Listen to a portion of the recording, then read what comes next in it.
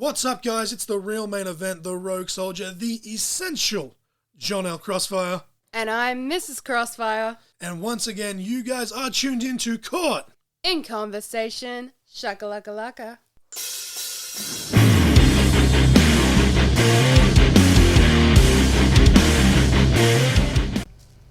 Welcome, ladies and gentlemen, to episode 114 of Caught in Conversation. There is a lot of buzzing in the background, but the episode you're going to hear next week has even a lot more buzzing. But anyway, I am the essential John L. Crossfire. I am Nova Lee. And with me today, for the second time on the podcast, technically, but for the first time officially, because this episode's going out before the episode we did last night as we record this, is T-Dawg. What's up? I was just like looking at him, trying to throw it, and I'm just like, it looked like he was about to say something, and then he just goes, what's up? Like his brain was just ticking. Oh, you can say what you want on the show, I don't care. Like, he looked like he was about to say some sort of mad catchphrase, and he was like, ah, what's up? He did the truth. Green Bay, Wisconsin. What's even though they were in Milwaukee. Yes. Today, obviously, we are doing like almost a little rewind, I guess, because as we record this, it's been exactly a year since Impact Downunder kicked off their tour, and we're about to go see World Series tomorrow night as we record this, and we thought, you know, it's been a couple of months now since you watched it, T-Dawg, and Mama Crossfire watched it with you, but Miss Nova and I, we literally just watched it yesterday as we record this, so we're just going to basically run through the results and then just talk shit and what we enjoyed, compare between TV, live, etc., etc. Miss Nova Lee, you look like you're trying to say something? They're touring Wagga Wagga. Yeah, Wagga Wagga, New South Wales. But yeah, no, basically, yeah, we're just going to shoot the shit and hopefully have a good episode, because I can tell you right now, the one comes out next week. For the first time ever, Nova Lee literally fell asleep on the podcast, and I lost control and I kept getting jumbled. Tired. But basically, my brother and I just marked out and had a fun time. But before we get to know who T-Dawg actually is, he's my youngest brother. He's my not so little brother because he's 6'3". And anyway, but we're here. We're talking shit. You'll see him in the vlogs anyway. But Miss Nova Lee, if you wanted to quickly give us the song and match of the week, and I'll explain why afterwards and yada yada yada. Alrighty, so your song and match of the week for episode 114 is Master of Puppets by Metallica, and your match is the Motor City Machine Guns versus Generation Me Full Metal Mayhem match, TNA Final Resolution 2010. Yeah, there's a mouthful of words that I gave you to say that, and I just asked you before we started recording, but have you actually seen this match, T-Dawg? I don't think. Maybe not. I've seen a lot of matches. Have you seen this match, Nova Lee? Definitely not. Okay, well, if we can get through this without anyone falling asleep, I'm going to put it on once we finish recording this episode. I'm on a high. Yeah, we went to All You Can Eat Pizza Hut on Mama Crossfire's dime, so we obviously had to make sure we got our money's worth, and I did good with dinner, and I was like, no, I'll have a little bit of portions, and then when it came to the desserts, I definitely had way more than I should have. But the reason we chose the song was just because we threw it at the T-Dawg, being the guest, and was like, you can pick the song. And he was just in a Metallica mood because he was wearing a Metallica t-shirt. So he just went, hey, Master of Puppets was the first song that popped into his head. Absolute banger, why not? And yeah, obviously we're talking about TNA, and spoiler alert, the tag match for night 2, once we get through this thing, was, I think, for all three of us, and I don't know about Mama Crossfire, she just enjoyed the whole thing, but I think all three of us agreed that that was the match that stood out in terms of bell-to-bell in-ring.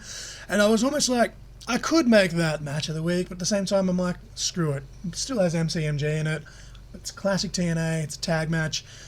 It still makes me laugh that one guy from Melbourne was like, get used to it because it'll never happen again. And he's right, because it's not Impact anymore, but I reckon TNA will come back. Yeah. Maybe it's more wishful thinking, but I can see them doing it. They're making moves, they're selling out arenas, they're obviously nowhere near where they once were, but they're making some money, they're doing some big things, and it's absolutely awesome to watch. And I'm just glad that after all this time, the TNA Plus app was busted for so fucking long, and they finally fixed it, and that makes me very happy. But we watched this show on Stream Horizon, courtesy of the content they have with OPW. We've already spoke about Stream Horizon with the MCW review and yada yada yada. Not affiliated in any way, but it's free to sign up, it's free to watch. What excuse do you have? if you listen to this podcast for whatever reason and you like wrestling, then you have no reason to not sign up to this platform. Yeah.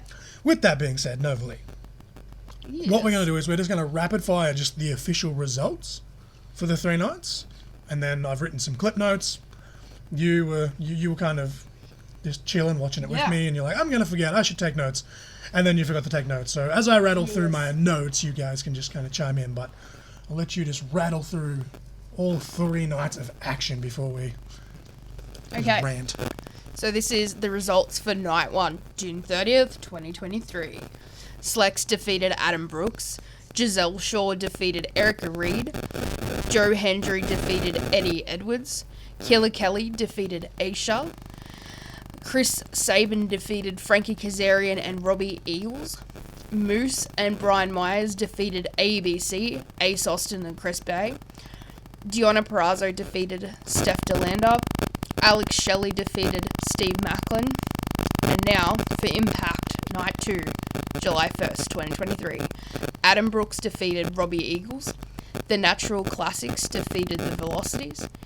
Joe Hendry defeated Moose. Eddie Edwards defeated Slex.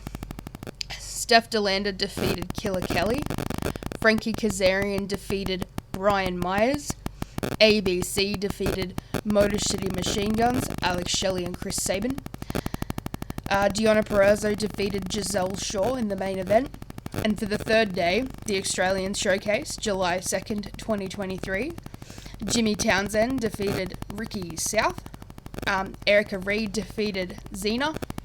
Matthew Hayter defeated Luke Watts. Kingsley defeated Lena Cross. The Pareja defeated Top Tier. Anthony Cava defeated Sid Parker. Aisha defeated Frankie B. And Mick Peretti defeated Jack Bonza. Pretty. Like, and the crazy thing was, there were some of these matches that I actually, like, I remembered most of them, but there was a couple here and there that I literally had to wait until they were over to write the results, because I literally had forgotten. Yeah. Even though we were there live, but again, ADHD and yada yada yada. But I think before we get into any of these clip notes, I just got to say one thing, and that is, I believe in Joe Hendry. Mama Crossfire, what was your favourite part of the entire weekend?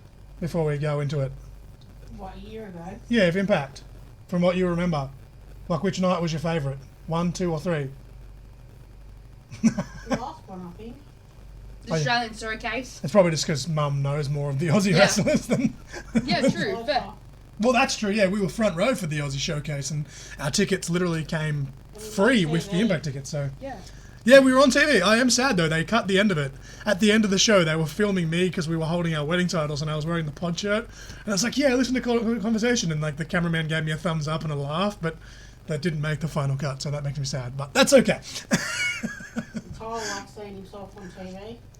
Did make me a little bit sad, though, because throughout all 3 of these nights, you could see and hear Kyle. And obviously, that was when he and I finally met in person after talking on Facebook for like a year or a little bit more, and then he passed away. It's a year next month as we record this since he passed away, which still just blows my mind. So that made me a little bit depressed. But I wrote some clip notes as I'm talking about certain moments. If you guys remember anything, you can feel free to He sat behind us jump on in. the And third day. yes, on the showcase day, he sat behind us because we could literally.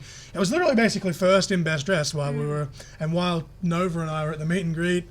Mama Crossfire, T-Dawg, and Jacko. Yeah, Jacko was there too. That's right. They were basically like, well, while everyone's distracted, we're going to go steal some seats. And they stole some pretty decent Still seats wish front I row. sat on the hard cam side. You were still seen more often than not. You can't miss your big head. But I'll go through the clip notes, obviously starting with night 1, 2, and the Aussie Showcase. And then, as I said, as I'm going through this stuff, if you guys remember anything specifically, feel free to cut me off so I'm not talking, because Lord knows I talk too much on this podcast when it's just me and my wife, and she needs a shock collar. wife? Shout out to MC Wormy and Lulu, where they have the shock collar on their actual radio show, and Miss Novalee, so good. Novalee stitched him up when we were a guest, because we got to pick a buzzword, and if he said that word, he'd get shocked, and because he's a bogan, he says the word mate more often than not, and that's the word that Nova chose for MC Wormy, and he got shocked a couple of times while they were interviewing us. There's one time he said it by accident, Lou didn't catch it, and I was like, To his credit, though, he did own up. At the end of it, he's like, by the way, I said this, you can give me one. And she gave him an extra big one. and she's like, alrighty then. But no, we need a shot Great. collar. But that's okay, because this is practice for when we do commentary together as well. It's just a learning curve. But clip notes, highlights, call them whatever you want. I've written clip notes just because that was the word that popped in my head with my ADHD brain as I was doing it in real time. But night one, we both loved, and obviously this is what we're reviewing here, is more so the actual video feed. Yeah. And then just kind of comparing some of it to live. Yeah. But we kicked it off, and the commentary team of Matthew Ewald and Tom Hennepin actually talked about the significance of why they were doing the Welcome to Country, etc., etc., and especially as Indigenous Australians, I know that it's a very controversial thing, and there's a big fuss because people are sick of hearing it at football games and this and that, and we're not going to get political on this because I don't need to rant, but it did mean a lot to us that they did that, and two, the fact that Matt and Tom took the time to have the information there and acknowledge the acknowledgement. Even acknowledge like me. this jumps through a little bit more, but even like the fact that they went to a very Indigenous prominent school in Wagga Wagga. Yes, and on night two they learned showed some like all cultural the stuff, and Macklin Yeah. and Diona Perazzo specifically were just blown away by like being welcomed into the community and taught some of the stuff. But night one, kicked off Welcome to Country. As I said, the commentary team on the live feed, and point out this happened in Wagga Wagga, New South Wales. Matt and Tom were in a studio over in the US in, I think it was Florida somewhere, Yeah, just watching in real time live, so it was fuck off o'clock in the morning for them doing commentary. Yeah, that's crazy. Yeah. And as a result, across the two nights, we did have a bit of feedback and static a couple of times, but It was still pretty good. like, regardless if it's wrestling, boxing, football, fucking ballet, like, doing Badminton. commentary for something while you're watching it from the opposite side of the planet in a totally different time zone, straight off the bat, I give them dudes kudos, because obviously I didn't know if they were going to be there, and that's how I got my interview with Cam, not to cheap plug myself, but we're talking about Impact, go back and listen if you haven't. The whole point of that was I messaged Cam because basically, I didn't expect a yes, but it was, shoot your shot kind of thing, and I emailed him about possibly doing commentary because I didn't know if they were going to be using Australian commentators or live commentary or what they were doing, and I was just like, screw it. But the fact that they still had Matt and Tom here, and Cam didn't have to spend money to fly them over, which obviously Matt and Tom probably would have loved to have come over here, and especially seeing those videos, but no, I just give them props for that. But night one, we had a couple of ring announcers, but there was a female one who I can't remember her name, sorry, but Doc Archer was the ring announcer for this, and that made me very excited because when I first started training, Doc Archer was wrestling for ICW. My first taste of action in a professional wrestling ring was as John the Ref. Rumble. My first official bump as a quote-unquote wrestler was taking a clothesline in said Rumble from Doc Archer. Oh, yes. And like, obviously, this isn't trying to put myself over in any way, I promise it might sound like that, but just basically coming here, and we're 6 years later at the time, it was August of 2017, so not quite 6 years, but 2 months short, you might as well say 6 years. 6 years short, and seeing that Doc basically did the same thing. Hey, you guys are looking for ring announcers, you're looking for this, looking for that. And he was picked over the amount of people that applied, and that's why they split it up amongst the two nights, and obviously come down to people's availabilities and stuff as well. But I know a good chunk of people that personally that applied, let alone all the ring announcers and stuff around the country that applied as well. So the fact that Doc was one of the ones picked here Awesome. is awesome. It popped me very much. And obviously the man himself, Pierce Austin, did night two as well. So shout out. And I've mentioned it already, but I did make a note here that you could see and hear Kyle on all of these feeds, and it was this weird mixture of, I was sad and I almost turned it off because I wasn't prepared for it. Yeah. But then I was just like, fuck, man. Like, it just made me so happy at the same time, just knowing how happy him and Josh as well, who is in remission for his cancer at the moment, and seeing just the big smile on his face. And but no, just a little thing. I thought it was worth mentioning. I'm getting tongue-tied here. Definitely, yeah. Chewing on gum as I'm recording. This is extremely unprofessional, but I'm trying to get the taste of the grease from the pizza out of my mouth currently. As I said, went a little bit overboard. Probably shouldn't have.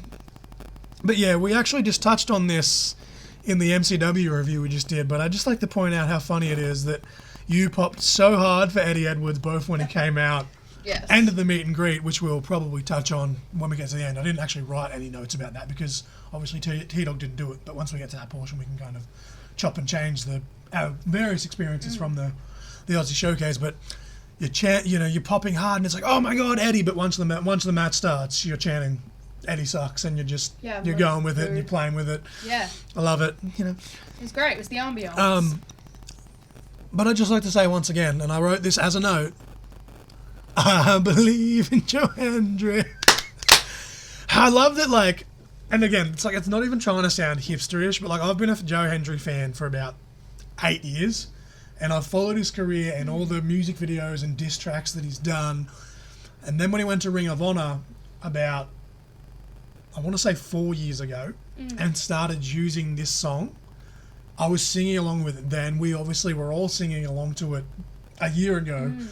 But a year later, like as we record this, he's finally released it on Spotify. Like I listen to it like semi-regularly, but it was on YouTube. He's put it on Spotify, and he's just like, it didn't last very long, but for a split second, he was above Taylor Swift on the charts. Yeah, that's wild. And for like a solid week, if not 2 weeks, he was beating out Beyonce's Texas Hold'em song. And that was being played at like NBA, NFL, NHL, like anything and everything.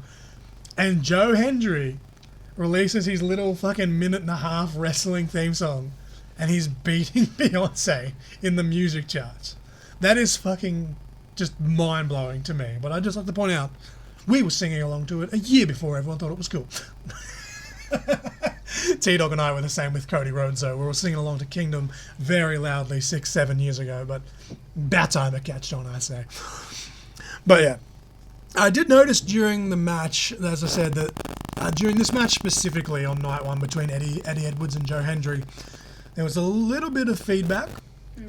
Did get a little bit distracting, but I think that's more that I was just ADHD as fuck, to be honest. But it didn't really take away from the match as a whole. It really didn't. And again, it's very different to the current, Impact's production. Obviously, the reason we only had a handful of, despite the fact that this was, in kayfabe, was following on from storylines and actually in some cases furthered Impact storylines heading into the Slammiversary pay-per-view, which was the month after.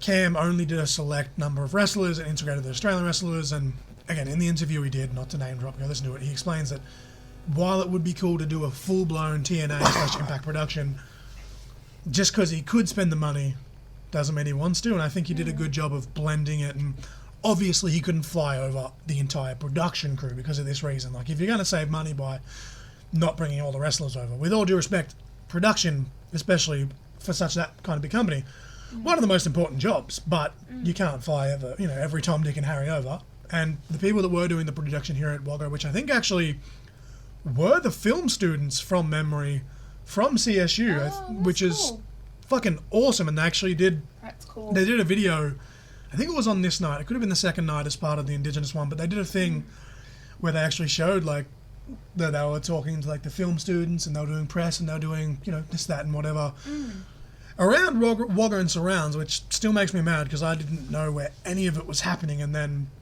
your stepdad met Joe Hendry for free while he was doing his press events. And the funny thing that pops me with that though is like the back and forth, because my stepdad couldn't the thick accent, the thick accent, and he's like, "What's your name?" And he thought he was saying Joel. It sounds like he was saying Joel. But you don't realise, I think with the American accent, that he's Scottish, but it's not as thick between the contrast. But I think the Aussie accent in person, it just kind of.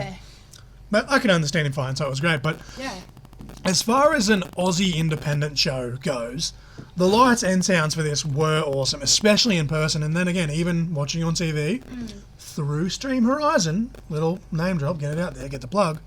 The atmosphere really did bleed through the screen. You and I were really enjoying watching this back when we watched it. But yeah, re-watching the video packages they did where they were going to the garden and the zoo made me pop all over again, especially Moose and his fear of snakes. When, like, because he's like, Moose is legitimately, what, 6'6", 6'7", like, he's fucking monster of a dude, former NFL player. But it was almost like, and we've all seen the clip of Andre the Giant and Jake the Snake. Andre was genuinely scared of snakes, and you see him almost faint in the ring, and everyone's like, holy shit, because he almost falls on top of people for real, because he almost passes out. But just seeing Moose, who, especially, like, he's a very quiet dude, that's not his character, like, that's just who he is. He's not, you know, he's not out there, he lets his actions speak for him, which is great, because he's athletic as fuck. But just seeing, like, the real emotion that come out of his face when he's, like, holding the snake and stuff was, like, good, because I'm like, I'm fucking terrified of snakes, and seeing that a dude that's, you know, double, triple my size, and I lived on a farm for 3 years like, of my life. I'm like, cool, I'm not alone here.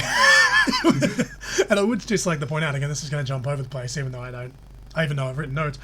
A lot of the photos that OPW put up, Moose had a very serious face on in the photos, and I think it's because he was trying to stay in character. But if you look at the photo he took with us, he has like the biggest shit-eating grin on his face in that photo because of the conversation we were having. And literally all I did was just congratulate him on the contract that he just signed, because he literally signed the largest contract in Impact history, which is crazy when you think that they've had Sting and Kurt Angle and Samoa Joe and AJ Styles and Hulk Hogan. Like, Moose had a bigger contract with TNA Impact Wrestling than Hulk Hogan. Now, obviously, Hulk probably earned more money in a short amount of time, but Moose signing for like 10 years or whatever the hell he signed for, and that's awesome to me. Like, that's just cool. But just seeing that video and seeing Moose in his sphere of snakes, it gave us both a giggle, and we also kind of popped, and it's kind of being a mark for ourselves. But obviously, we got married at those gardens next to the zoo, so we were like, oh my god, like. Yeah, it's pretty sick. Which was probably more the reason we actually bought the titles, because we even told Deanna and Macklin that we're like, we got married at those gardens you're at, and she was like, oh my god. Deanna was like, they're so beautiful, and I was just like, yeah. But yeah, just seeing Moose just fucking, you know, just get like scared by the snake popped me more than it should have. But while we were watching the Killer Kelly versus Aisha match, I started chuckling because I started again remembering parts of the meet and greet, and I think T-Dawg may have actually seen it by that point because he was still kind of standing around. Shout out to High Octane's friend Alex. He gave us a lift to and from the shows. He met Killer Kelly and he got like a signed photo or something from her. I don't know, I think that's what it was, something anyway. And Killer Kelly completely broke character. She literally left her table and like chased him out the door of the Equex Center, like waving it, like, "Hey, you forgot this, and just completely like just halted her entire line. And obviously she's got the really thick like Brazilian accent on top of like the somewhat American accent she's picked up from working over there. It was just the funniest thing. Like, it was just, you know, not to kill her gimmick, because when you see her in the ring, she genuinely looks like a killer, hence the name.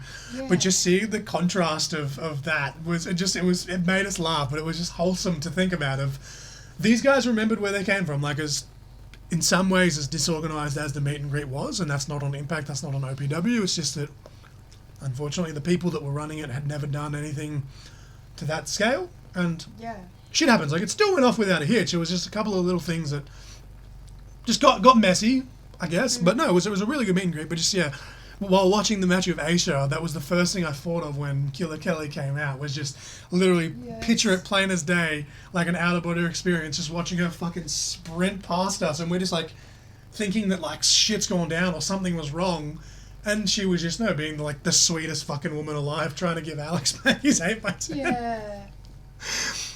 Cool. But yeah, commentary here really put Aisha over. Yeah. Were you, because T-Dawg, in the episode they're going to hear next week at this point, obviously we talk about Aussie wrestling. How familiar were you with Aisha before coming into this show? Had you ever seen her watch? I don't think I've seen her before that time. Well, there you go. And that's the point I want to make, is that the commentary team here, they put over that she'd worked, she went to the US, she trained with Sean Spears, she trained with Tyler Breeze. Tom basically just going, oh man, I miss Breeze. But I think they did a really good job of getting, which is awesome, because like there's only been a handful of Australians in general that have gone over there to Flatback specifically, and I thought it was a really nice touch. And this was one that, again, I couldn't remember who won, and it wasn't until after the match where I was like, okay, such and such defeated. The video package between the triple threat though, with Sabin, Kazarian, and Robbie. From memory, I don't remember them playing that live. I think they I did. could have been wrong. I T-Dawg, do you remember if they played this live? No. No, they didn't? I didn't think so. And I'm pretty sure it was supposed to be Brian Myers, and then he got injured, and then Robbie Eagles instead. No, because Brian was in the tag match. There was something that on the next night where Macklin had to be subbed up. Yeah, and that's something got moved around. That's and, what I was talking And yeah, but they showed this. Basically they did like a history of Frankie and Chris Sabin in the X Division from the early days of TNA, and like their history together. And then it's like, but wait, and it's insert Robbie Eagles, and they did like the New Japan hype package and stuff like that. And again, for people that may not be familiar with Australian wrestling and not knowing who Robbie Eagles is, which is that's a nuts thought to me, that people that are out there Do not know who don't know who Robbie Eagles is. Like that's It's that's damn insane. shame. but it's a thing. Like, and you can't Damn expect people to shame. just know anything. And this video here, I kind of wish they had have played it live, because I was sitting there on my couch. I'm like, oh yeah, I remember this match. It was probably my favorite match from the first night, to be honest. And then like watching this video package, it was like I was watching it for the first time. Like I full had goosebumps sitting on the couch. I was just like, fucking let's go. Like it was freaking sick. But no, it was very simple, very effective. It was only probably maybe a 60-second video, but they did a great job of just going bang, bang, bang and showing all three dudes. But it was a really great way to showcase all their end. But no matter how many times throughout, like again, we've watched. There was 2 nights here of, Impact, and then the third night was Aussies. But I think the Americans kind of rubbed off on the Aussies, because all 3 shows, every time we kept hearing Wagga Wagga, for whatever reason, it had me in fucking stitches. I don't know what it is, if it's my ADHD or what it is, but I was just laughing my ass off, and part of me was like, should I play a drinking game every time they say it wrong? Yeah. Like, and I remember on... I love watching it though when we did watch those things and Macklin actually. That's was like, literally what I was "Whoa, going to whoa." say. Like he tried to say it super Because Aussie, and I was like. Some yes. of the pre-match interviews we did get to see on the Impact shows, Yeah. but before his match with Macklin, with Shelley, Macklin was like da-da-da-da, and he said Wagga Wagga, and he actually sounded Aussie when he said it. I think Yeah. that he's probably obviously asked. practice. All I remember about Like, Steve yeah. Macklin was how much T-Dawg was screaming in my fucking Yes. ear, just going, Steve-O! Fucking yeah, put him in a body bag! Steve-O! And I was just like, I'm cheering for Alex Shelley, young man, you watch your mouth here. But no, had you seen Steve Macklin before that show? Yes. Okay. Well, how We were like, familiar were what a you bar with him? from Because obviously he used to be in WWE, but he was doing like a handful of different gimmicks. Did you see him like, how soon into his Impact run did you see him? Was it like, I wouldn't even know. I just seen him on YouTube. when roughly do you remember seeing Macklin for the first time? I wouldn't even know back then. Because, like, dude, like, don't get me wrong, like, I'm going to mark out for Nick Nemeth and that tomorrow as we record this. We're like, you were like, us, if the fact that we didn't hear you on TV, I know we were up in the balcony and we couldn't actually see us because of the way the lighting and stuff were, but I'm genuinely shocked that your voice wasn't picked up on the feed during that main event match. And obviously we're jumping ahead, but I just wanted to point out, like, T-Dawg just fucking... Yes. Went off. T-Dawg just losing his fucking mind. But I even spelt it here for comedic effect in my notes. W-A-H-G-A. And obviously I put it twice. Wagga Wagga, New South Wales. It just popped me every fucking time. And yeah, again, obviously he's back now, but this, in the main event of night 1, which we just touched on, Macklin suffered an injury, and we were just like, fuck, man. Like, it was like, had all this momentum.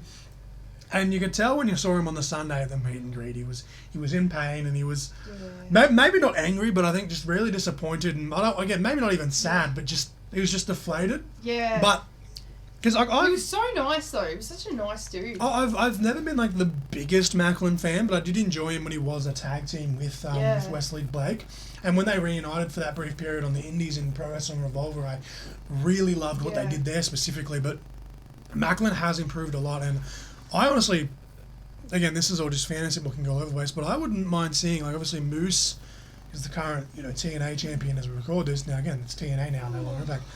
I 100% would love to see Macklin get another title run. Yeah, well, I'm not a huge AEW fan, but I wouldn't mind him and Robbie Eagles as a tag team in AEW. Macklin and Robbie Eagles. Yes. That's so left field. Well, what gave you that idea? The different, like the similar gimmicks, like not. Oh Similar, yeah, I similar, suppose yeah, because like but sniper they kind of the. sniper and like army military kind of. See, this is the ADHD Cool. shit you get on this show though, because I'm just like Yeah. I can see T-Dawg's mind ticking now. He's just like Be sick. wouldn't Macklin and TMDK. It'd be sick. It'd be sick. Dude, Macklin in New Japan though would be fuck AEW. Yeah. Like Macklin in New Japan with TMDK would be. Yeah. Oh, now you got my brain ticking, and we're trying to go through and do this Impact like review. You know who needs to be in TMDK? The one and only Tyler Anthony. Oh, so he's just bypassing T-Dawg. You'll hear next week, in the episode next week, he basically said that he could take both the velocities by himself.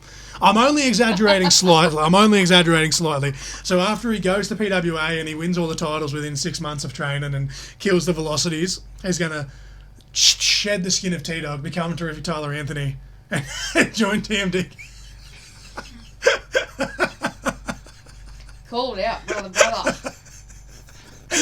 I always say there's nothing wrong with being a mark as long as it's not a mark for yourself. But again, like he says he wants to start training. He hasn't started training yet. So if he wants to mark out, let him mark out. He's still a fan for now. And then he's going to start training and step over everything I've ever done. Not that that's hard because I'm fat and out of shape. But you know, but fuck Macklin and TMDK. Yes. You've just derailed this entire show. Sorry. No, but that's the shit that I love. ADHD. Mama Crossfire is on in the background, but T-Dawg, like, just feel free to like speak up, man. Like as I'm going through this, but I feel like, and I hope this isn't the case, but Australia seems to be cursed for the members of TNA/Impact Wrestling because we're going to World Series again tomorrow as we record this. We're going to hopefully, if we're not too tired after the show, do the review for a future episode. But remember last time they did a World Series tour as we record this, Josh Alexander got injured on that tour when he came over, which makes me so sad that I missed him wrestle. He had the longest reign of that title in the entire history of the company for TNA/Impact. And because of an injury suffered here in Australia, that longest reign ended because of an injury, which, I still feel so sad because he was rocking, he was rolling. And I don't want to knock on wood right now. We're actually got a pretty good setup right now in this hotel has a better setup than we do when we're at home doing our recording. But I really hope that there's a handful of Impact stars on this show, and I'm not going to name anyone's name because I don't want to put it out into the universe. But I hope none of them get tomorrow because, otherwise it's going to be the third time, and it's going to prove that Australia is cursed, and they're just going to fucking stop coming. But no, it was really sad that Macklin did get hurt, and they had to reshuffle some things. But moving over to night 2 again, we opened this show, as you said before. Adam Brooks defeated Robbie Eagles. I didn't put it in the actual results just because I was trying to get it so you could rapid fire through it, sort of thing. Yeah. This was to crown the first ever Oceania Pro Wrestling Heavyweight Champion. Yes. Adam Brooks won that match. Again, quick match, quick to the point. Probably the best match for an opener, and the fact that we got to showcase some Aussie talent on an official Impact show by way of that as well. But again, if you're not a wrestling fan, or if you're just a TNA fan in the US and you haven't seen Aussie wrestling, and you might have seen or heard of Robbie Eagles in New Japan because he's a former junior tag and junior heavyweight champ. Super heavyweight. But super heavyweight, junior heavyweight. But they did a really good job here of documenting the history that that Robbie and Brooksy had. And I didn't write the exact number down, but Tom Hannafin actually said they've had this many matches, and the record currently stands with Brooksy with this many and Robbie with this many, and they've actually had 1 or 2 draws. And again, it's simple stuff like that it's just simple and effective, and I feel like that's what TNA does better than any wrestling company because they've always acknowledged everyone else. Yeah. And just basically breaking down what they've done here in Australia was, again, we're biased because we live here, but it was just awesome to see because if you're a casual fan, like even Mama Crossfire, she knows Robbie Eagles and she knows Brooksy, but doesn't necessarily know the history of Aussie wrestling and saying, oh, these guys have actually wrestled 10 or 11 matches or whatever the hell it is against each other. It might have been 8 or 9, I can't remember the exact number, but nice little tidbit. Thought it was cool. Brooksy, the first ever OPW champion. We were in a weird thing with this one because we didn't know who the fuck to cheer for.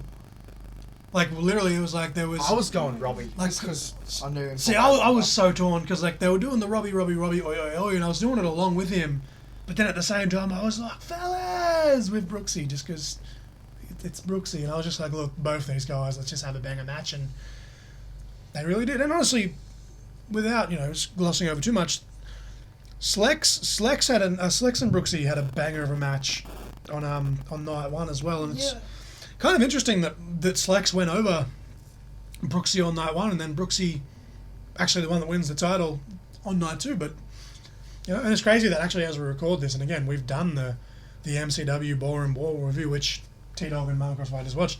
The fact that after all these years, and again commentary was talking about the history with Slex and Brooksy and documented that they've even had a free stage of hell match, and again this is ADHD and off topic, but the fact that those two are a team now is it just blows my mind basically. Like I'm just pretty cool. But yeah, I'm still really sad that when Joe Hendry came out for his match with Moose, that we didn't get to see the Dancing Moose video. Yeah. I did love though that there was enough people there in Australia that still got the reference when he said it, because people were like, literally Dancing Moose, and then he finally said it, and I was like, he said the thing, and then we got the Dancing Moose chant and yada yada yada. Like, why the fuck was I not at the Vic Hotel? But Joe Hendry's promo really popped me when seeing it back, and it was a cheap pop, but he got so creative with the way that he did it, and without getting sued for slander or anything like that, I can only speak on my own experiences. I just hope, and I wrote this as a note, I hope that Joe Hendry and Moose were treated better by the staff at the Victorian Hotel in Wagga Wagga, or Wagga Wagga, than myself and Nova Lee and Big James were, because the last time we were there, we weren't very happy with the way we were spoken to by staff, but is what it is, first world problems. But hey, Joe Hendry and Moose apparently had a fun night at the Victoria Hotel, and they tore up the dude's floor. And yeah, but I honestly forgot. And again, because we were there live and we were just loving the antics from Joe and the character work, and obviously Moose is just phenomenal as well. And this pisses me off, not just in Australia, in Wagga Wagga, but in general. Every time Moose comes out, 9 out of 10 times, people do the Moose thing so out of time, and it's literally in the fucking song. It's in the song. It's in the song. But I genuinely, like, with all the fun we were having between singing Joe's theme and doing, like, the moose thing, I forgot that this match was so much more solid than I remembered. Like, this was a really fucking good match. There was a certain spot where Moose did the big superplex, and he went to, like, roll through kind of what Seth Rollins does really often, and then Joe Hendry counters him and hits a stalling suplex on Moose of his own, which, again, hella impressive when Moose is 6'6", 6'7", and Joe Hendry is deceptively strong. Like, Joe Hendry's a big dude, but still deceptively strong for his body. Like, Joe Hendry is my body goals. I want to be somewhere between a mixture of Joe Hendry and Road Warrior Animal in 06, minus the juice that Road Warrior Animal was on, of course. Yeah. Rest in peace, Road Warrior Animal. Oh, what a rush. But that's my body goals right now. Yeah. Joe Hendry is legitimately my body goals. He's such an inspiration to me, and I keep saying it, and people keep laughing at me. Probably never will happen. There's like a 99.99% chance that it won't happen, but I still keep saying, just as motivation for myself for getting back in the ring, that I'm like, somehow I want to wrestle Joe Hendry one day. And the reason I say that is kind of tongue-in-cheek, because Joe Hendry was on Twitter, and he tweeted Kurt Angle and was like, I'm going to wrestle Kurt Angle, and da-da-da-da. And a year later, 2 years later, Joe Hendry wrestled Kurt Angle. Yes. So I'm just saying, you can make fun of me all you like, but you gotta put it out there. Joe Hendry got to wrestle Kurt Angle because of a tweet. So you can bet your ass I'm going to keep tweeting Joe Hendry about how much I want to wrestle him. Yes. That's all I'm going to say. But once again, Joe Hendry. Mama Crossfire's like trying to fall asleep in the background, and we're just being tuned up. And again, something you touched on just before, but I made a note here, was super cool that they showed the community videos on night 2. I've just spat my gum out, so hopefully doesn't sound like I'm chewing on my tongue anymore. I've got a lot of saliva though, so that's why I'm talking even faster than usual, because it's just having really bad freaking reflux. Literally, I'm saying what is out of my usa. I'm saying what is out of my usa. You know, apparently that's the wrong lyrics. He's actually saying something. Oh, right. He's not actually just making those weird sounds. I can't think of what the actual thing was, but I saw a TikTok the other day because everything you see on the internet is true.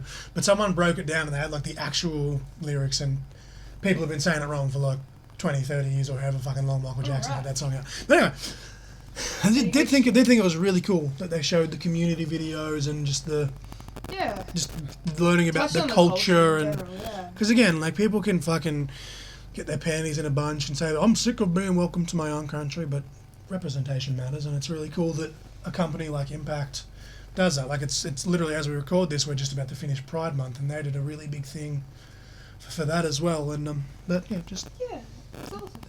but once again, night 2. You rocked up in night 2 wearing a Boston Celtics hoodie. Yeah, I did. You have 3 different Boston Celtics hoodies, or no, 2 different Boston Celtics Yeah. hoodies. Yeah, but you have 3 hoodies, I should say, not hoodies all that before one that's I forget.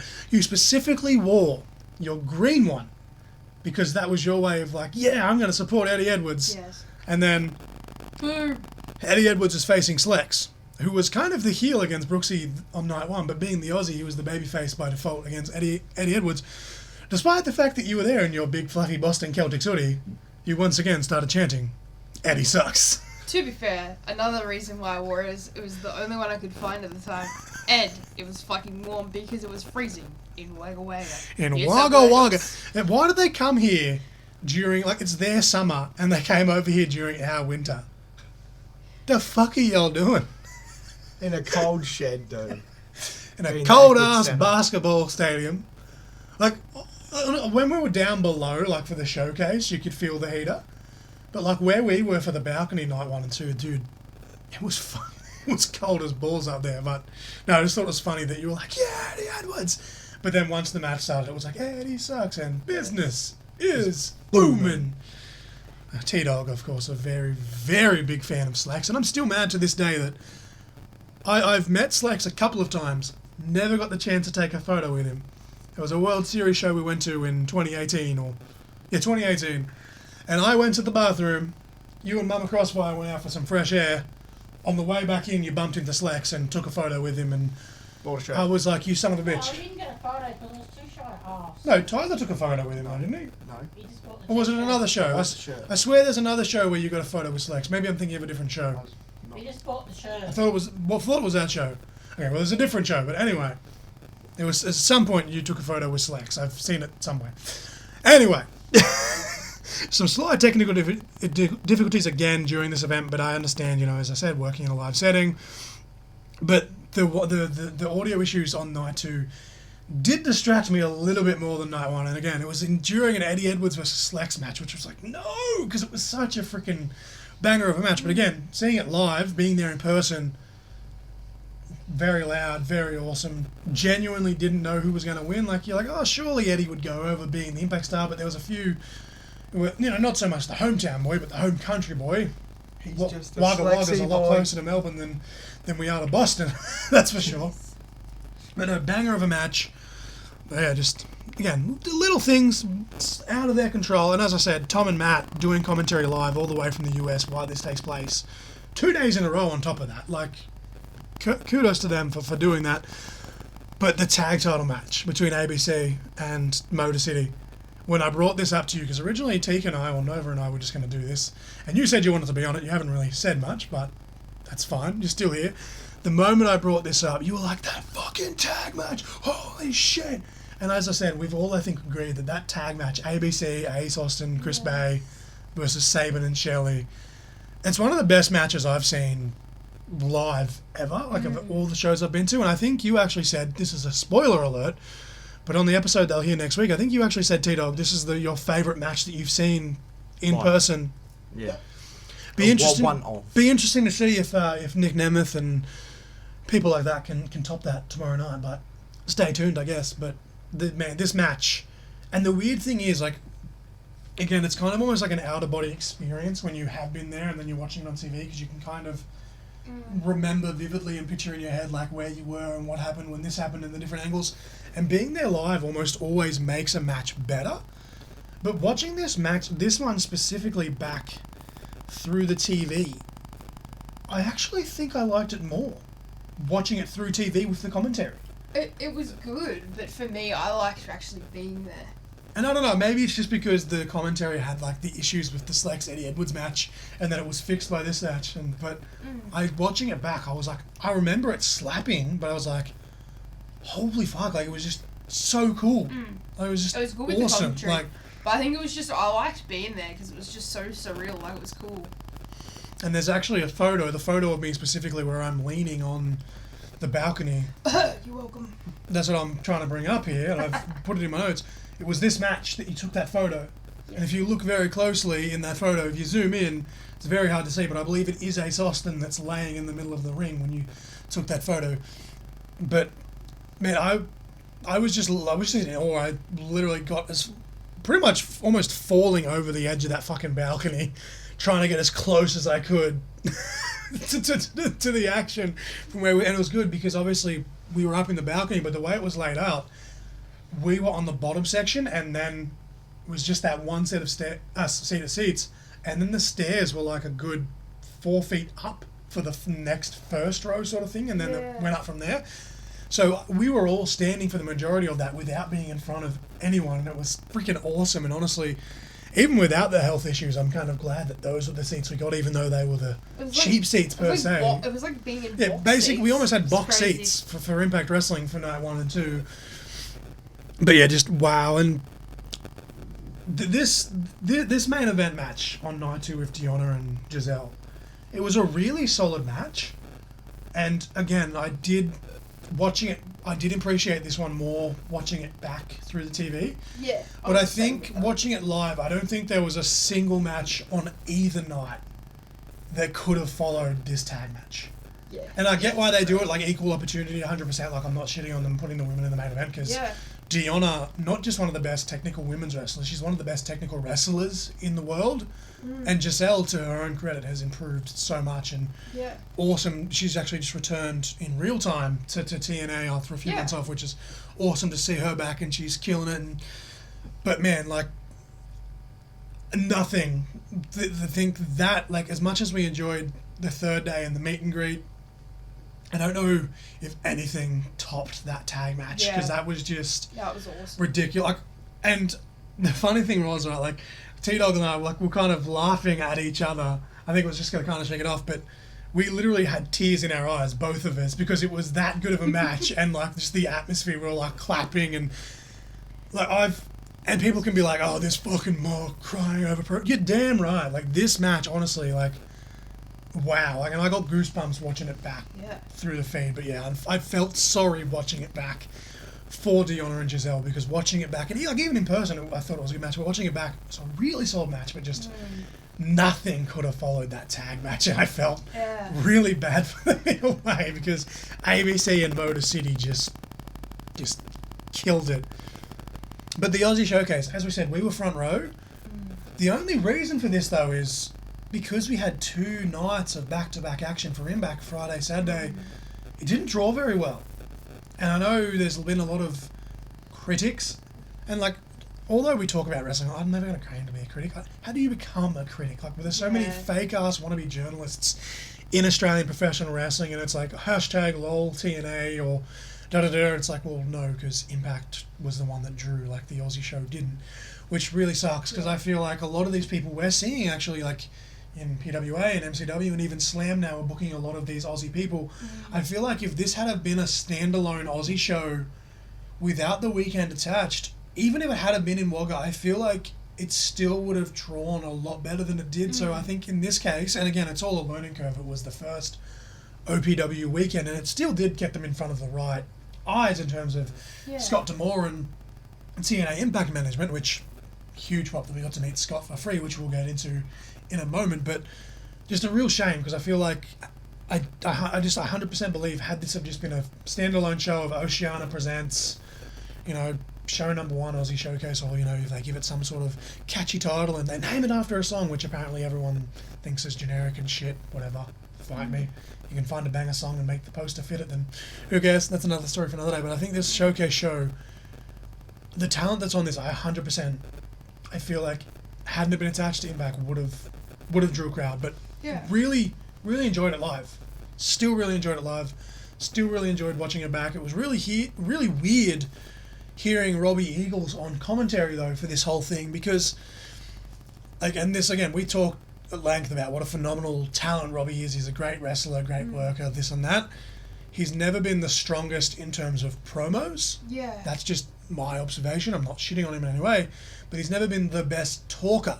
But then here in this setting where he's basically being an analysis, fucking knocked it out of the park, was brilliant. And I want to hear more of Robbie on commentary, to be honest. Like, I thought it was awesome, really awesome. And there was a couple of people. There was Nims from Melbourne, I think it was. and Michael someone. Nims. I can't remember. They tagged out a couple of times because obviously it was post-recorded after the fact once it was all edited together and stuff like that. But Robbie was, they had a handful of matches. Michael did one. I think it was Michael. Might have been Mike. Was it Mark? That was Michael. Anyway, so sorry if you ever listen to this for whatever reason. I'm ADHD as hell. But Nims and I'm just going to say Michael. If I'm wrong, someone can shoot me. But they swapped out for a couple of the matches. But Robbie was on for all of them. And Robbie just did a really freaking awesome job. But I really loved the finished product here because obviously, again, they had the pre-match interviews here for the people that do watch it outside of the US, or even the people in Australia, that sign up for Stream Motion and get familiar with OPW, just getting to know the story that they were telling of who's the babyface, who's the heel, who's this, who's that, and just basically getting the characters over and making them showcase, pun not intended, who they are and what they can do was a nice touch with the pre-match interviews. I really, really, really enjoyed. There was one specifically that I freaking loved, and I'd just like to point out, I'm going to call Miss Nova Lee out here. Erica Reed's pre-match promo was phenomenal, but I laughed so hard because Nova Lee just kind of put her head up and she's just like, holy shit, she's actually kind of scary. And there's not many people that I've heard you say that about. So shout out to Erica Reed, and I love that obviously she's a lot more in tune with the indigenous stuff than we are, and we're still very much learning the culture. But the fact that she brings it in and the way that she integrated it into a promo, and it was phenomenal. The intensity was there, and I could see that style of promo on any Impact Wrestling show or NXT show. I could like see her that. getting signed to TNA. I could see that right now. TNA, and I've said this before. Just some Rosemary. It's just my opinion, but for me, ever since 2007 to now, even through the lull periods of Impact, TNA has always had the most solid women's wrestling division, and I think Erica Reed would 100% fit into that. But they did a really good job of editing this because live, the female ring announcer, she made a slip up at the end of the first match where she accidentally announced Ricky South as the winner. Obviously, it was Jimmy. And I'm glad that they were able to edit around this and fix it because she got way too much. And again, it's wrestling fans. No one hates wrestling more than wrestling fans, right? It's the old expression. And she got so much flack from people there. We were kind of wait, what? Because we were confused. Yeah. But she was just like, oh shit. So far in the two shows I've done, the second one was when I got heckled a little bit, but it wasn't too bad. But people were just like, fucking shut up. No, she did a phenomenal job, and they did a really good job. Again, it's what you do with editing. You maybe me pointing that out on this podcast making me a dick, but I was just like, no, I like that they cleaned it up and they did well, and I just think that she got too much flack from some of the people that were there live, but they did a really good job around editing Luke Watts as well, because again, I'm not trying to shit on anyone here, but not because I work for the rival company or anything like that, but his match with Matt Hayter was very much meant to be the babyface. Hayter was very much meant to be the heel. Luke Watts was damn near booed out of the building when he was facing Matt Hayter because everyone was just there for Matt Hayter because Matt Hayter's fucking Matt Hayter and he's just leaps and bounds among the 90% of Australian professional wrestling. And it was really cool though because think about this for all the Aussie wrestlers that were on this showcase, right? Although, fan attendance could have been better and it sucks, all of the Impact wrestlers were sitting up on the balcony, or maybe not all of them, but a good chunk of them were sitting up in the balcony watching this, and they were really chanting for Luke and cheering for Luke and trying to basically be plants for the crowd. But no, really good match, very good showing. Again, I could see a Luke Watts in the X Division. I honestly could, I really could, but I just thought it was funny that they had to kind of edit it around. And again, post production, they did a really good job of tightening it up. And there was still a few cheers that you could hear when Hayter did get the win at the end with that big super kick. But no, it was really awesome. And I really hope Matt Hayter goes somewhere sooner than later because he was awesome. But Pereira versus Top Tier was a banger of a match. And again, was more of a banger than I remembered than when seeing live. I still enjoyed it more live just because obviously seeing the Pereira and Top Tier live was my favorite was awesome. live of that Yeah. case, I reckon. Meridian, that was good too. Meridian yeah. Bonza, Meridian but Meridian Bonza was Bonza are definitely Meridian my Bonza. favourite They're match. always going to have a good match regardless Yeah. with their history of facing each other and teaming with each other. But no, Top Tier here, Mitch Ryder, Tim Hayden, very prominent figures of a certain promotion that, screwed me over, whatever. It's not sour grapes. Let's not get into it. But I'm glad that they're getting eyes on them because they're phenomenal talents, and I will support both of those dudes in everything they do because awesome, awesome guys. And it was kind of weird because they were kind of it was almost a heel versus heel match in some ways. Yeah. But it's good because in their respective promotions at the time, they were both predominantly working heel. So they kind of just basically went back and forth, and it was almost like a training match in some ways, but then they just went all out and beat the crap out of each other. And awesome, awesome match.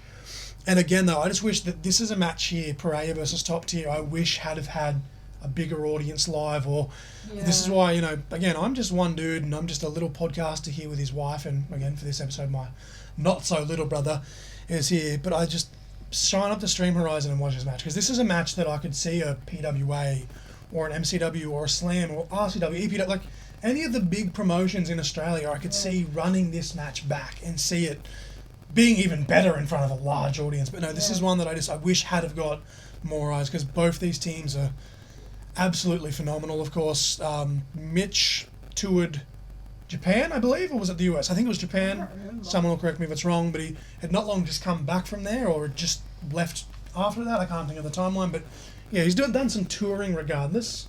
Anyway, the Pereira just come back from the US. They were, we talked about it in the MCW review, but they were spending their times pranking Rhea Ripley and Buddy Matthews, I should say, who just got married, by the way, so congratulations to them. Rhea's, this is where I wish we had the soundboard with us, so I could be like, yeah, but... In romance.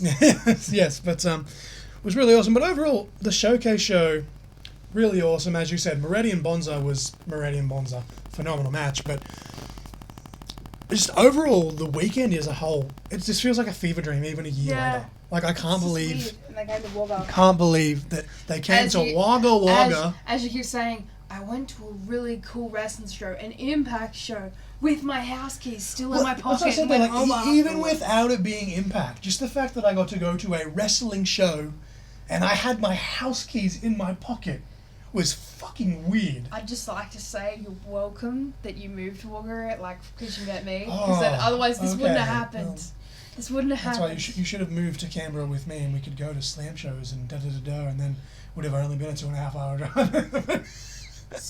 You wouldn't have had your house keys in your pocket and went home. Let's just dissect the meet and greet for a little bit. Like, again, it wasn't bad, it was good, but it just does a few little things.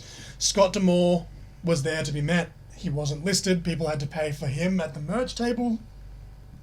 They said it was card, or they said we could pay for card, like, before the event, and then you got there and found out that you had to book it online with card, and there was little to no reception in the venue, so like everyone had to go out into the cold to like book the tickets and then come back in. And again, first world problems, but it's their first event and you live and learn.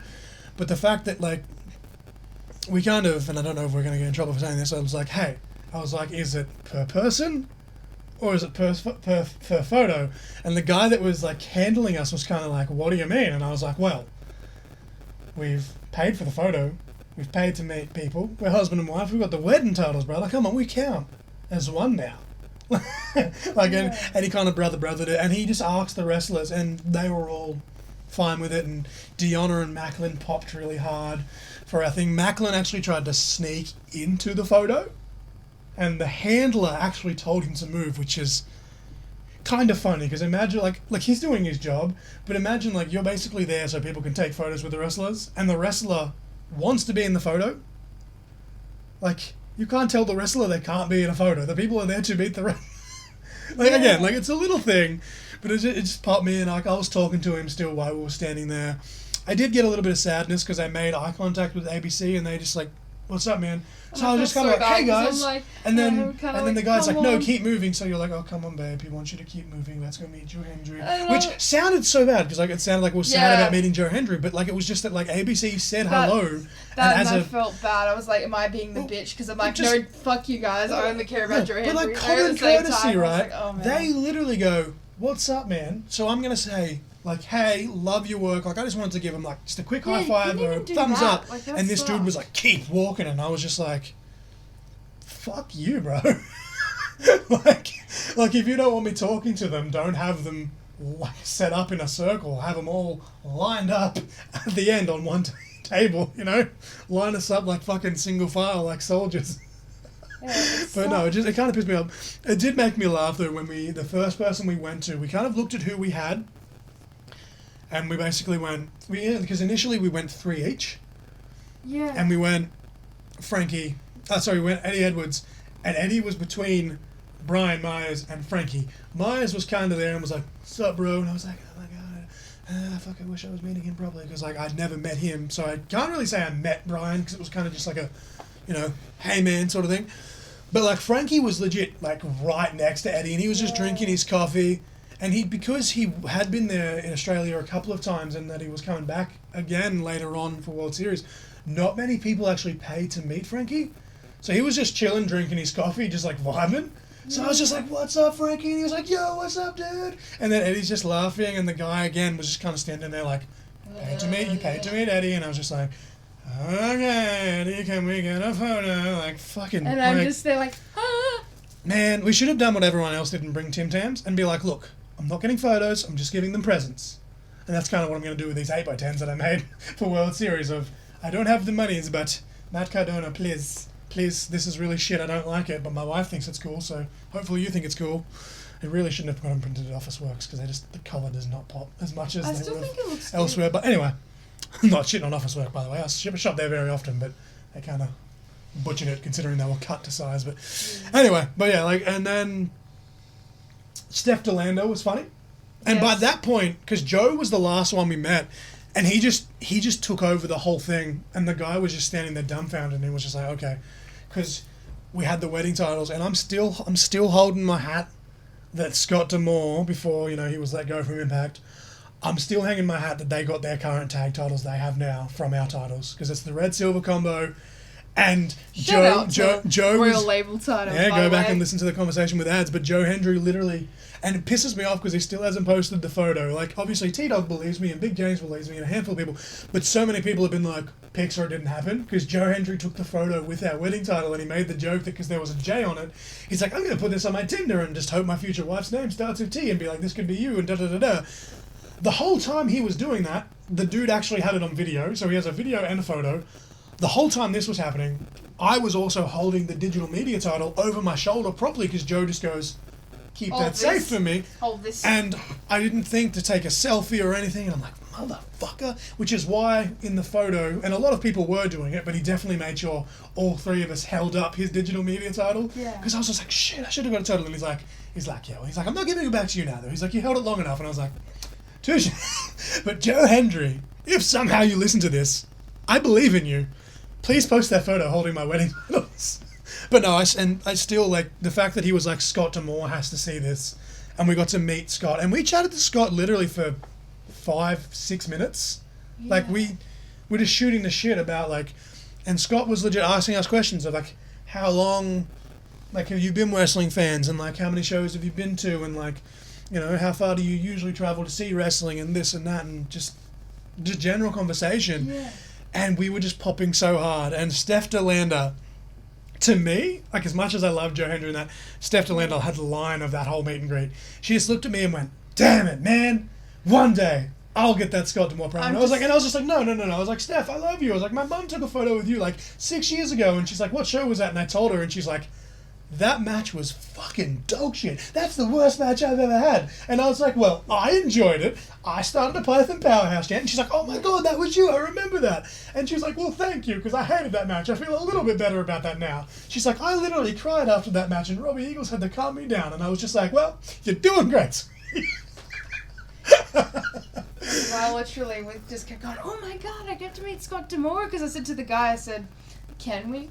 Because he wouldn't let us Yeah, talk to anyone and else. then Joe's just kind of like, no, come with me. Literally, Joe Hendry basically He's just brushed. like, fuck you, dude. Again, the dude was doing his job, but Joe Hendry literally, Mama Crossfire is still trying to hold on there in the background.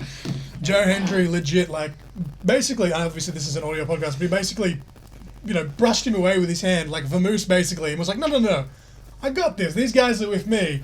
And then the line, well, actually, I shouldn't say Steph's line was the line of the thing, because at the end of it, Joe was like, guys, that was awesome. I should have paid you for that meet and greet. He's like, I kind of want to give you your money back. And I was just like, I put my hand out jokingly, and he's like, no, I've got to pay bills. And I'm like, hey, me too, brother. But no, Joe Hendry's saying that he should have paid us for the meet and greet and just above and beyond. And again, Scott popped, and he's like, how long have you guys been married? And we're like, oh, yeah, 2 years at that point.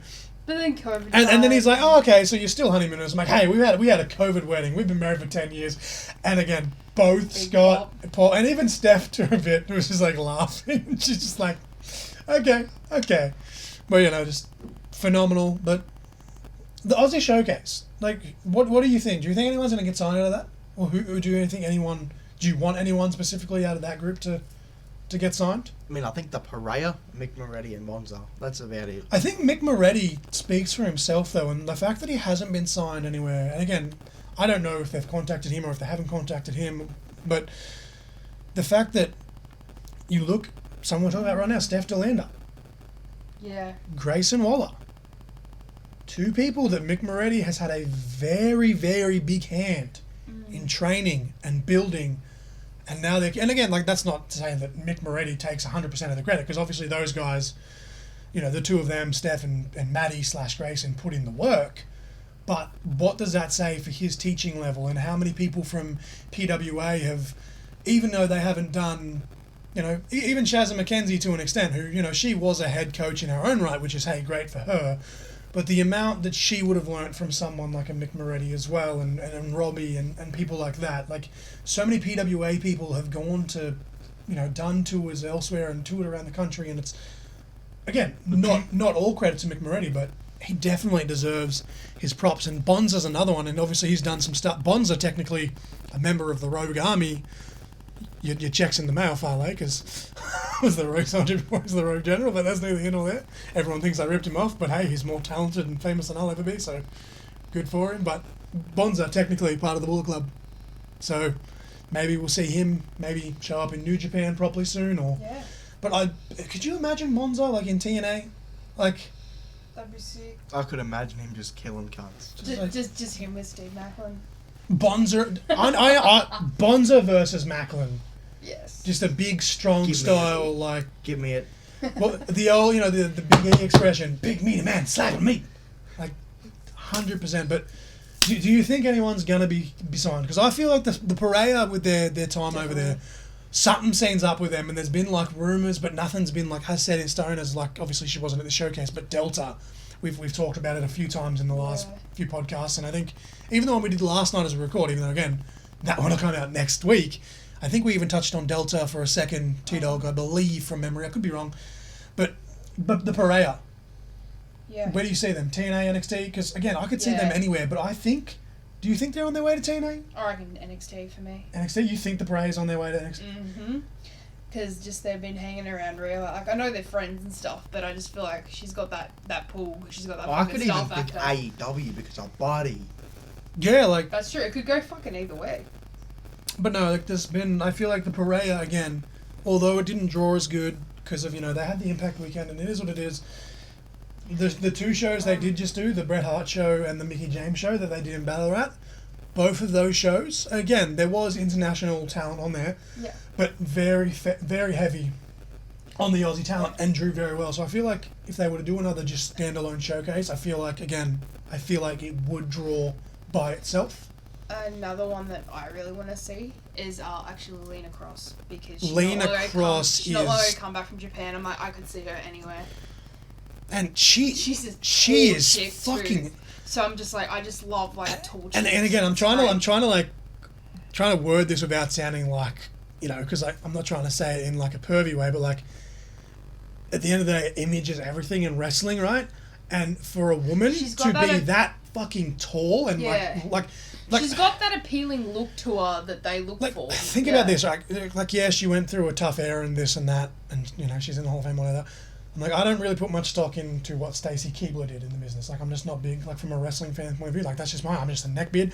But the whole thing with her was she had long legs and it was very sexualized, whereas Lena's in this generation where she can wrestle, but she has those lengthy-ass legs and she can use them as a weapon. And Steph DeLanda does the same thing where, like, they're massive powerhouse women, right? And she just has that aura about her. Like, I also like Xena's character work as well. Xena's character work was awesome, and a lot of Xena's places another too. one Xena's been in Stardom.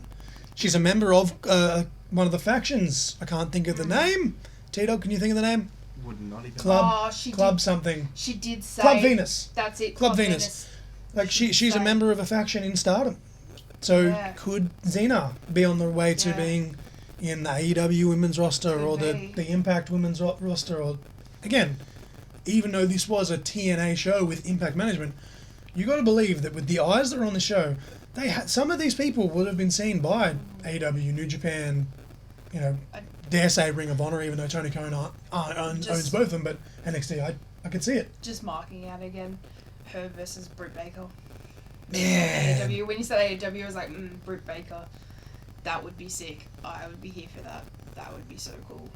But even Kingsley is coming such a long way, and obviously she's doing the whole "that's the T" thing here, which she still does in Slam. But what she's doing now with the Backside Girl stuff and just showing her range is, it's great. Man, like someone, like just book all of these people everywhere, please. Like I have no pull. I'm just a mark with a microphone, half-ass wrestler, half-ass commentator. And obviously we said before Erica Reid. Yeah, but Erica.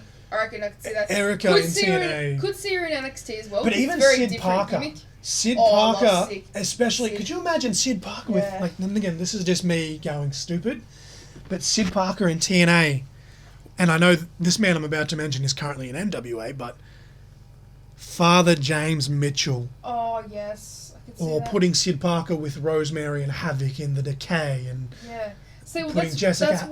putting Erica Reid in The Decay, like what you mentioned before, like, but even facing Rosemary, but like Sid Parker, I could see him in the X Division, just man, like, because TNA, people shit on TNA because of how much hokey stuff they've done, but TNA have always done the hokey stuff the best. Like, look at what they did with Broken Matt Hardy when it first started, and Brother Nero, and even now, the stuff that they just did, the Delete and oh no, it wasn't Delete or Decay. That was the tag match they did against The Decay. They just did some sort of deletion thing with the system, and the whole full 20-minute segment is available on Impact's YouTube channel, or if you have Impact Plus, or even TNA Ultimate Insider. They've only got the $1.50 Australian one now for the weekly shows. But if you've got the means to watch Impact currently, go back and find that video and just watch. Like, if you've got 20 minutes to kill. I was speechless. It was fucking brilliant. It was marvelous. It was wonderful. Like how they say, it was just hokey as fuck. It was so cheesy.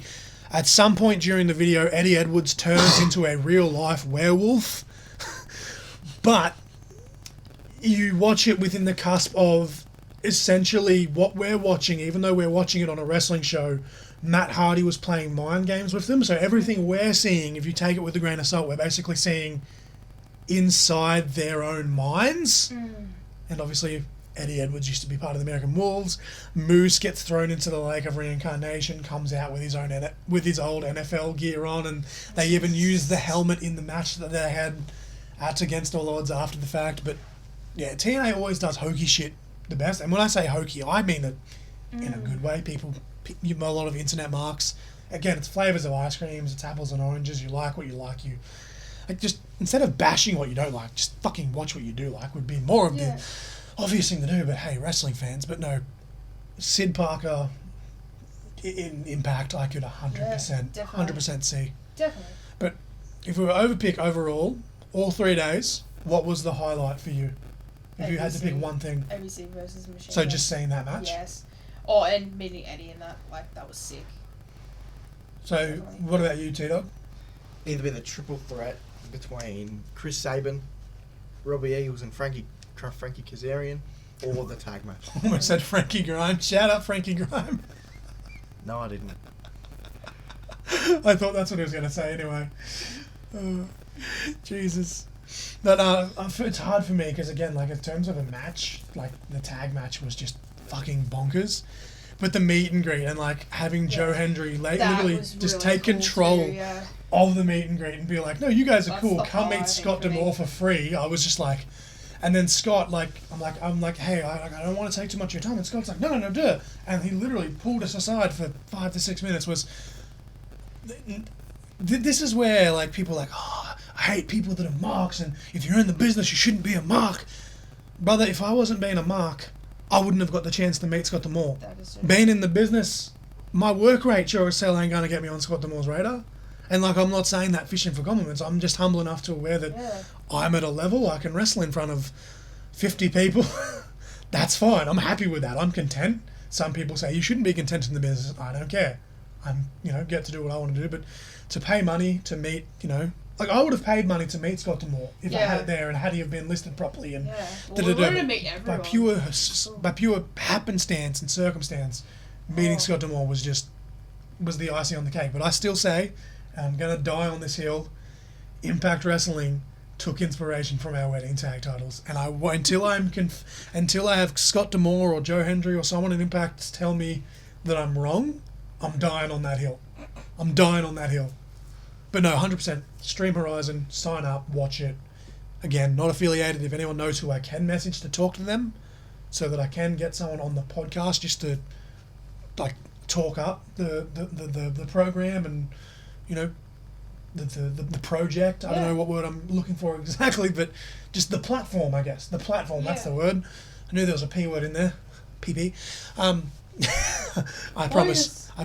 Penis. Jesus Christ, this is being derailed. But no, if someone like can point me in the direction of who to message and do like a proper interview when I am at home and I've got the soundboard and have a more professional setting than us just sitting in a hotel room ranting. But both of you look like you're about to say something. No, I'm just dancing. I'm full of energy still from the over ice cream and shit. But yeah, what about you, T-Dawg? What do you reckon? Plus, you had a nap. Do you see them coming back? I hope so. You hope so. Okay. What about you? Yes. Because for me, I'm like, I want to say I hope so, but I feel like the first night, right? The first night, again, obviously the second night out during the first night, but in Wagga Wagga, we had a festival on that whole weekend as well.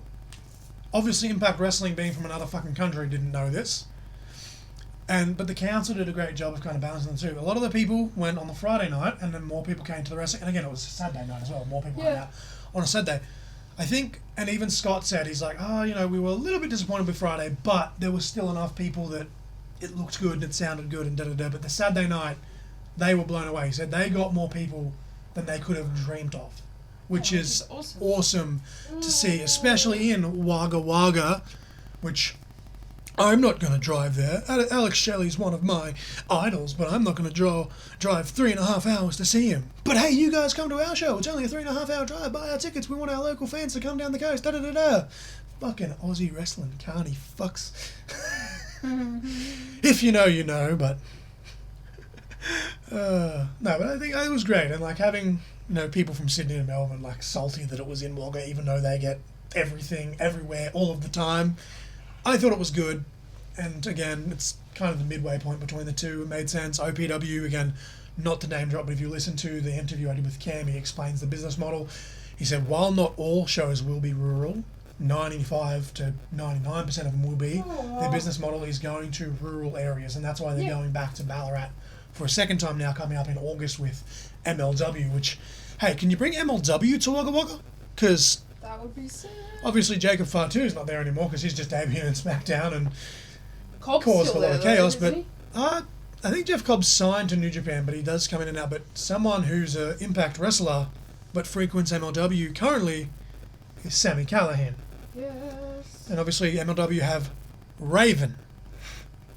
MLW have just so many people that we're big fans. Like Calvin Tankman, I don't know if he's still there, but he was there at one point. But all of these people, the MLW roster, again, is one that is low-key stacked. And I know he's a very controversial figure, but Matt Riddle recently in MLW. I've met him before. Didn't get the chance to get a selfie with him because the freaking meet and greet at World Series was coming to a close, but he was doing them for free, and I'm like, son of a bitch, I wish I had just squeezed one in, because I met, again, Matt Riddle just before he signed with WWE. I met him at World Series. Again, as much as World Series in Australia has habits of injuring Australian wrestlers, lots of wrestlers have actually been signed, literally, as they were here in Australia with World Series. So that's a good sign. Imagine the Pereira gets signed this weekend. That'd be sick. Just to keep the tradition going. But no, like, it was just awesome. I'm really loving, like, again, Impact obviously had a very big part in this, and I'm biased because they're my favourite promotion of all time, / TNA. I think 2020 Slammiversary was the first show I saw, and that was COVID. They had no fans, but they just did a brilliant job of doing it, and we've told the story. I got you the cameos for your 26th birthday from, like, TJP and everyone, and all of that. Swoggle, Rohit Raju, Madman Fulton. Was amazing. I think there was another one, and I'm forgetting it, my bad, but just like all these people. Madman Fulton. Yeah, I said Fulton. Oh, you said Fulton? But like, yeah, Impact is my favourite promotion, so I'm a little bit biased about maybe, this was the fucking, awesome. Like, I'm not going to say it was the best show I've been to, because some of the World Series ones have been ridiculously off the charts, but it was just a really solid show. But I think OPW, granted, they're still very much in their infancy stage. The show they just did with the Bret Hart and Mickie James was technically their second run of shows. The MLW one gonna be their third, but Cam has said, and they've even said publicly, that they are currently building toward that solo OPW show. It's just a matter of availability of Australian professional wrestlers and getting them all to one place and this and that. But I'm really loving what OPW have done, and I really cannot wait to see more. And again, Stream Horizon. OPW is going to have all of this shit on there. Sign up, it's free, watch it for free. And as I said, even though I'm not the biggest fan of Bret Hart, I didn't say it in this episode, but even though I'm not the biggest fan of Bret Hart, I have studied him a lot. Recognise that he's one of the best wrestlers of all time. I'm very excited when we get home, Miss Nova Lee, for us to sit down and watch the Q&A that he did. Yeah, it's an hour and a half Q&A he did in Ballarat, and shout out to DBC, he went. But yeah, I'm keen to go. Really keen to go. Yeah, but definitely. Yeah, so this is going to drop on tomorrow, as I say this. So tomorrow is the 30th of June, I believe, yep. Uh-huh. So as I drop this, the C Factor episode is going to drop at 12 p.m. I'm going to render this so that it drops at 5 p.m. Yeah. So I'm not even going to be able to promote it properly until like the next hour, because the meet and greet will be starting as this drops. I might even drop it at 4 p.m. I'm going to drop this at 4 p.m. so that way I can just promote it just real quickly before everything starts. But yeah, drops on the 30th of June. So with that being said, we will have MXW Battle of the Border, July 20th. Victoria versus South Australia. Link in bio. August 17th. ICW Canberra and Mass Wrestlers League are combining for Saturday Night Smash. Tickets actually went on sale this morning as I record this episode. So once I put this together, I'll get that link and I'll slap it there.